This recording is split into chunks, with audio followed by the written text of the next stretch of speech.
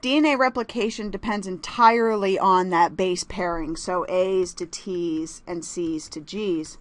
And when we do DNA replication, what we have to look for is the DNA strands to separate.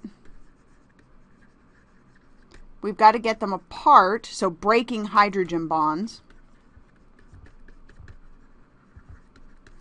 And then we look at each strand as a pattern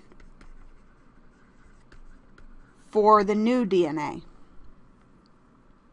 So it's something called the semi-conservative replication model.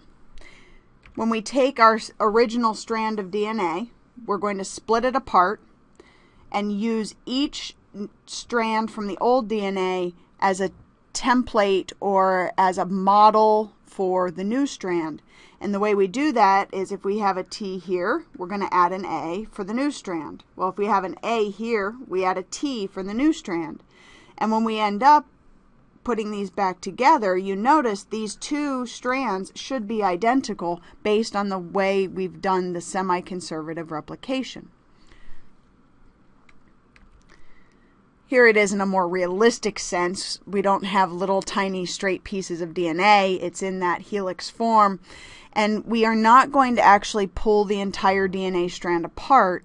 You have to keep in mind that some of your chromosomes that we're trying to replicate are hundreds and hundreds of thousands and upwards of millions of base pairs long. We can't just pull those all apart. They're just going to stick back together like little magnets. So we have to actually do this in a very systematic way that we're going to show you. There are 7 major steps to DNA replication. And the first step is to actually get in there and get the strand pulled apart enough to do replication. So we form what we call a replication bubble. So helicase is going to unzip the DNA. Primase is its partner in this, and we'll look at what primase does in a little while. You know that ACE and ACE are enzymes, so you know that they're going to catalyze or cause something to occur. As helicase is unwinding this DNA, it's only going to do it in very small pieces. So as it's unzipping and unwinding, we form something we call a replication bubble.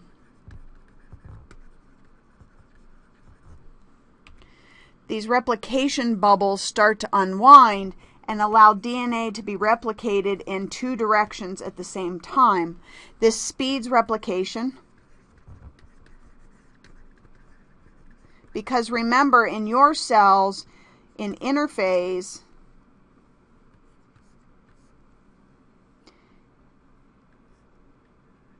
in your cells, in S or synthesis, we look at DNA replication occurring in about an hour. So how does this go so fast? It's because of these replication bubbles. So the replication bubbles are going to allow us to start replication in multiple places along the DNA at the same time, speeding up this process. We look at DNA replication occurring in what we call the 5' to 3' direction. These prime numbers are based on the sugars, the carbon positions on the sugars. I'm not super concerned about you thinking about the reason why it's named this, but what I want you to think about is that when we look at replication on the 3' to 5' template, it goes very fast. It's what we call continuous. The other one, the 5' to 3', goes in what we call a discontinuous region. And this is why. When we look at the 5' end, we've got a phosphate. The 3' end, we've got the OH from the sugar. So the 5' comes from its orientation of the phosphate off of the 5 carbon, and the 3' in the other direction, so the 3' here in the OH from the sugar. And what we look at is, this is something known as an antiparallel design. It means that it's running in opposite directions with 5' at one end and 5' at the opposite end on the other strand. This allows the DNA to actually have that twist or spiral to it. But what it means for our DNA replication is that if our DNA polymerases that are going to be responsible for adding nucleotides to our replication process, if they are able to attach to the 3' end of this strand, they're able to then attach a phosphate, a sugar, and a nucleotide and get going with replication very quickly. However, if we open up this other side where we have a 5' end at the end, this is a phosphate, remember, on the end, all the nucleotide can add and all the polymerase can add is another phosphate. Well, we don't want a phosphate side by side, so we actually have to go back and do what we call priming the strand. So we're actually going to add primers to this strand to give a starting point for the DNA polymerase.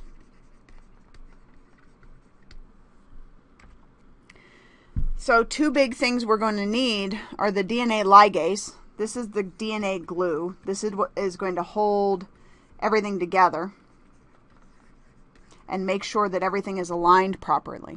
The DNA polymerase adds nucleotides. It also does other things. There are several forms of polymerase. And these several forms of polymerase, one will add nucleotides, one is going to do proofreading.